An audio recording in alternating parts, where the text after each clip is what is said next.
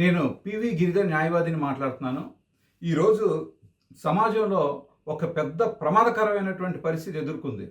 అదేంటంటే పెళ్ళైన భార్యాభర్తలు ఎవరైతే ఉంటారో వాళ్ళలో భార్య అంటే స్త్రీకైతే పెళ్ళయిందని తెలుస్తుంది. ఒకవేళ పెళ్ళయిందని తెలియకపోయినా కూడా అది పెద్ద సమస్య కాదు. అయితే ఇంట్లో ఉన్న ఆడవాళ్ళు ఉంటారు, అలాగే పెళ్ళైన తర్వాత ఉద్యోగం చేసుకునే వాళ్ళు ఉంటారు, ఇంకా చదువు కంటిన్యూ చేసుకునే వాళ్ళు ఉంటారు. ఇలా రకరకాల పరిస్థితుల్లో ఉండే ఆడవాళ్ళు ఉంటారు. ఈ విషయం మనం ఒక క్షణం పక్కన పెడితే పెళ్ళైన తర్వాత భర్త అనేటువంటి వ్యక్తి అక్రమ సంబంధాలు పెట్టుకుంటే ఆ అక్రమ సంబంధాలు తేల్చుకోవడం అనేటువంటిది ఈరోజు చాలా పెద్ద కష్టం అవుతుంది. ఒకటి, అసలు వాళ్ళకి అక్రమ సంబంధాలు పెట్టుకుంటున్నారన్న విషయం తెలుసుకోవడం కష్టం అవుతుంది. అది తెలిసినా దమాయిస్తారు.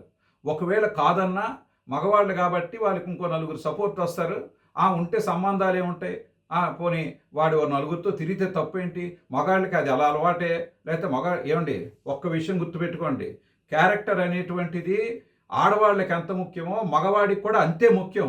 క్యారెక్టర్ అనేటువంటిది ఆడవాళ్ళకి వేరు, మగవాళ్ళకి వేరు కాదు. మెడలో మంగళసూత్రం లేనంత మాత్రాన మగవాళ్ళు ఎలా పడితే అలా తిరగొచ్చు అనేటువంటిది ఎక్కడా లేదు.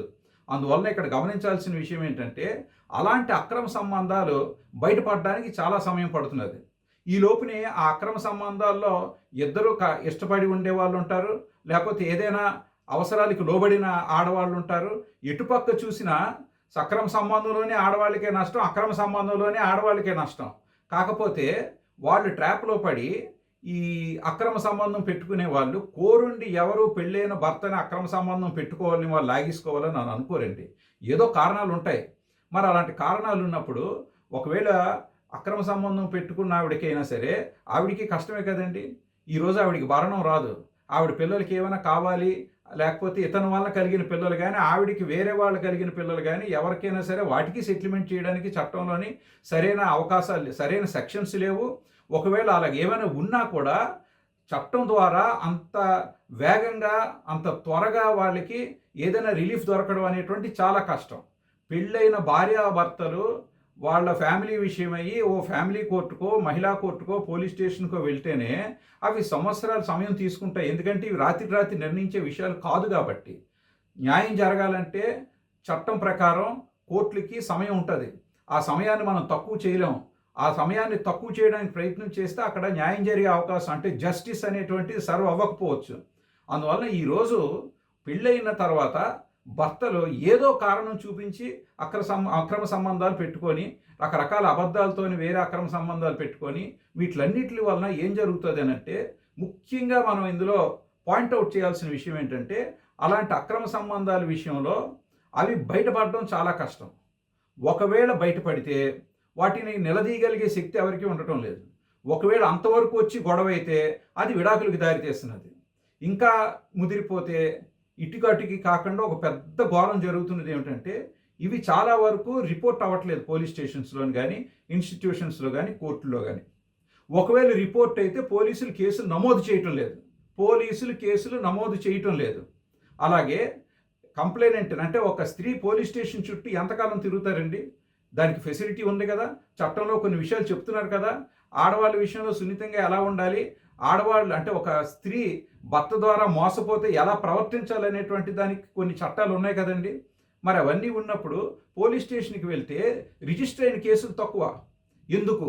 వీటిలన్నిటికీ ముఖ్యమైన కారణం ఏంటంటే ఈ కేసెస్ ఏవైతే ఉన్నాయో, ముఖ్యంగా అక్రమ సంబంధాలకు సంబంధించి అందులో ఒక చిన్న కేసు దగ్గర నుంచి అందరూ ఈ రోజుల్లో సుప్రీంకోర్టు చెప్పింది, లేకపోతే చట్టంలోనున్నది అక్రమ సంబంధం అయినంత మాత్రాన అది పెద్ద కేసు కాదు అనుకుంటున్నారు. తప్పు.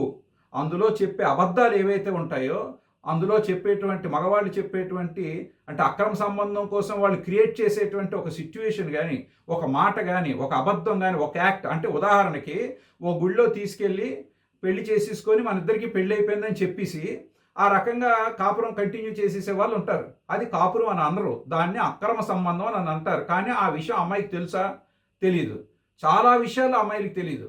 అంటే ఏంటి, ఏదో అబ్బాయి ప్రేమించాడు, ఇష్టపడ్డాడు, దీనికి ఒక ఫేస్బుక్, లేకపోతే ఒక ఇన్స్టా, ఇలాగా రకరకాల వాట్సాప్, వందల రకాలైనటువంటి ప్లాట్ఫామ్స్ ఉండడం వలన ముందే డిజిటల్ మీడియాలోనూ కలుస్తారు.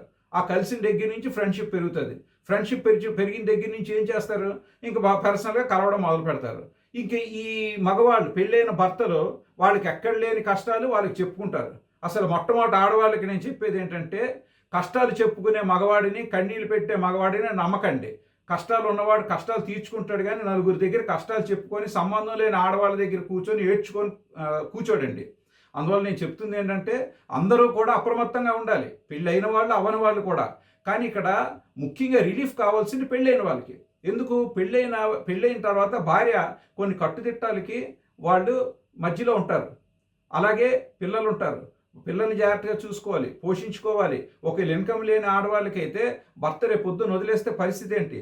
కోర్టు ద్వారా మెయింటెనెన్స్ కానీ, పిల్లలకి అవసరమైనటువంటి ఖర్చులు కానీ కోర్టు ద్వారా రావాలంటే 6 నెలల నుంచి 5 సంవత్సరాలు పడుతుందండి. ఈ లోపుని వీళ్ళని ఎవరు పోషిస్తారు? వీళ్ళకి షెల్టర్ ఎవరిస్తారు? ఒక ఇంట్లో ఉంటూ భర్త మీద భార్య పోలీస్ రిపోర్ట్ ఇస్తే, లేకపోతే కోర్టులో కేసు పెడితే ఎంతమంది ఏంటి ఆ అమ్మాయి నా ఇంట్లో ఉన్నిస్తారు? బయటికి వెంటనే తరివేస్తారు కట్టుబట్టలతోని, పిల్లలతో. నిన్ను మరి అమ్మాయి ఎక్కడ ఉంటుంది? ఇంకొక వింత, ఈ పిల్లలు పుట్టిన వాళ్ళు మరొకరు ఎవరైనా ఉంటే వారసుల కోసం ఈ పిల్లలు లాక్కొని మరి బయటికి ఆడవాళ్ళని తరివేసే పరిస్థితులు ఉన్నాయి.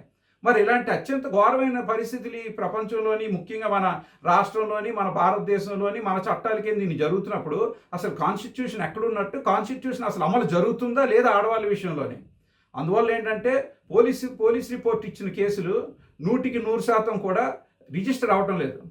కోర్టు బయట ఎక్స్ట్రా జ్యుడిషియల్ సెటిల్మెంట్స్ లేదా ఎక్స్ట్రా జ్యుడిషియల్ కన్ఫెషన్స్ అంటారు, వాటి మీద పోలీసులు ఒప్పించేసి బయట సెటిల్ చేస్తున్నారు. బయట సెటిల్మెంట్ చేసుకునేటప్పుడు అన్ని చిన్న కారణాలు ఉన్నవి కాంపౌండబుల్ కేసులే ఉండవండి. నాన్ కాంపౌండబుల్ కేసెస్ ఉంటాయి, అంటే కాగ్నిజబుల్ కేసెస్ ఉంటాయి, నాన్ బెయిలబుల్ కేసెస్ అవి. అలాంటి పెద్ద కేసులను కూడా పోలీస్ స్టేషన్లో ఏమీ కాకుండా పోలీసులు సెటిల్ చేస్తే రేపు పొద్దున అది ఎంత దాకా వెళ్తుంది, ఎంతమందికి నష్టం జరుగుతుంది అనేటువంటిది గమనించాలండి. పోలీసులు వాళ్ళకు ఉన్నటువంటి అపరిమితమైనటువంటి అత్యంత ఇదైనటువంటి పవర్ఫుల్ డిస్క్రిప్షన్ కానీ, చట్టాలు కానీ ప్రయోగించే శక్తి వాళ్ళకు ఉన్నప్పుడు పోలీసులు చాలా జాగ్రత్తగా ఉండాలి. వాళ్ళు ఎంతో అప్రమత్తంగా ఉండి కేసులు డీల్ చేయాలి. ఒకవేళ అన్ని కేసులు వాళ్ళు డీల్ చేయలేకపోతే అధికారులకు చెప్పాలి. కానీ కేసులన్నీ కూడా ఎక్కువ కేసులు ఉన్నాయి, బోల్డ్ ఉన్నాయి, రద్దీగా ఉన్నాయి పోలీస్ స్టేషన్. అది పుణ్యక్షేత్రం కాదు కానీ తత్కాల టికెట్లు ఇవ్వడానికి. అందువల్ల నేను అనేటువంటిది ఏంటంటే, ఒక్కసారి ఈ సమస్యకే ఒక పెళ్ళైన స్త్రీ పిల్లలతో ఉన్నప్పుడు లేదా పిల్లలు లేకపోయినా కూడా ఇలాగ అక్రమ సంబంధాల వలన గొడవలైతే రాత్రికి రాత్రి ఇంట్లోంచి బయటికి వెళ్ళవలసి వస్తే, అంటే ప్రాణహాని ఉన్న అవకాశాలు బోల్డ్ ఉన్నాయి. ప్రాణహాని ఉండి బయటికి వెళ్ళవలసి వస్తే, ఇంట్లోంచి బయటికి వెళ్ళవలసి వస్తే, అంటే అత్తవారింటి నుంచి బయటికి వెళ్ళవలసి వస్తే వెంటనే అర్ధరాత్రి వెళ్ళడానికి అమ్మగారి ఇల్లు దగ్గరలో లేకపోతే అలాంటి స్త్రీ బయటకు వచ్చి ఎక్కడికి వెళ్తుంది? చెప్తారు చట్టాలు బోల్డ్ ఉన్నాయి, సెల్లులు ఉన్నాయి, ఉమెన్ సెల్లులు ఉన్నాయి, మహిళా పోలీస్ స్టేషన్లు ఉన్నాయి.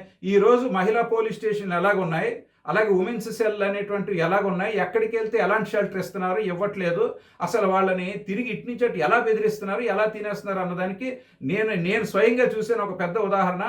డీవీసీ కేసు పెట్టడానికి డీవీసీ ఫామ్స్ అన్నీ తీసి ఒక కేసు తయారు చేసుకొని వెళ్తే కోర్టు ముందు ఆ డీవీసీ కోసం మేమే ఫామ్స్ ఇస్తాం, మేమిచ్చిన ఫామ్స్లోనే నింపాలి, 1000 రూపాయలు అవుతుంది, అవి నింపితే మేమే దగ్గరుండి ఫైల్ చేస్తామని చెప్తున్నారండి.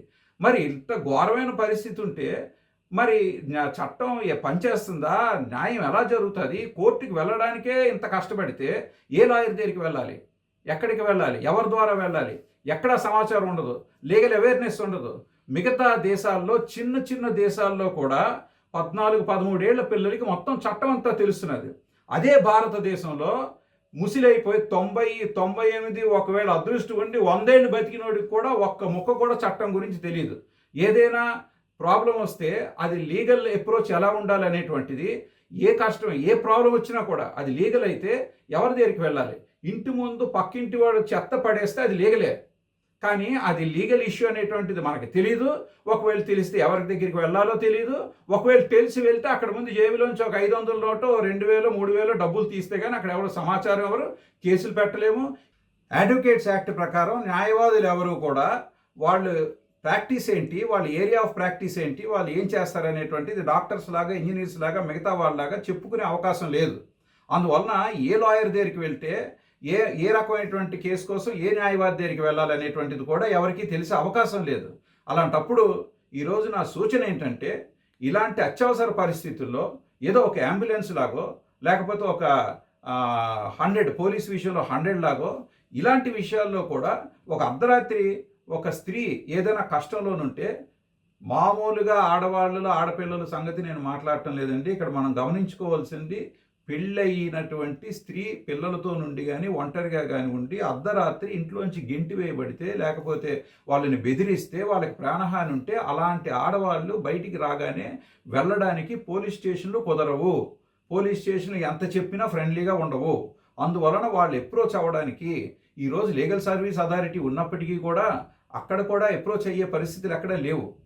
అందువలన ఏంటంటే ఈరోజు వాటి కోసం ప్రత్యేకంగా ప్రజలు, అధికారులు, అలాగే దానికి సంబంధించి సోషల్ యాక్టివిస్టులు కొందరు ఇలా ఒక గ్రూప్ ఫామ్ అయ్యి ప్రతి డిస్ట్రిక్ట్ లెవెల్లోని, ప్రతి మండల్ లెవెల్లోని, ప్రతి విలేజ్ లెవెల్లోని, ప్రతి ప్రజా పరిషత్ లెవెల్లోని, ప్రతి పంచాయతీ స్థాయిలోని కూడా ఒక్కొక్క ఇన్స్టిట్యూషన్ ప్రతి దగ్గర ఉండాలి.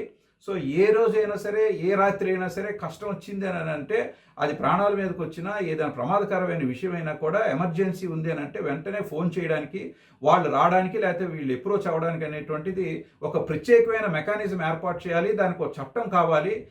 నేరం జరిగిన తర్వాత మనం ఏం చేసామో, ఎంత న్యాయాన్ని, ఎంత న్యాయాన్ని మనం ఇవ్వగలేము, ఎంత జస్టిస్ జరిగిందనే దానికంటే కూడా ముఖ్యంగా మనం గమనించవలసింది ప్రివెన్షన్.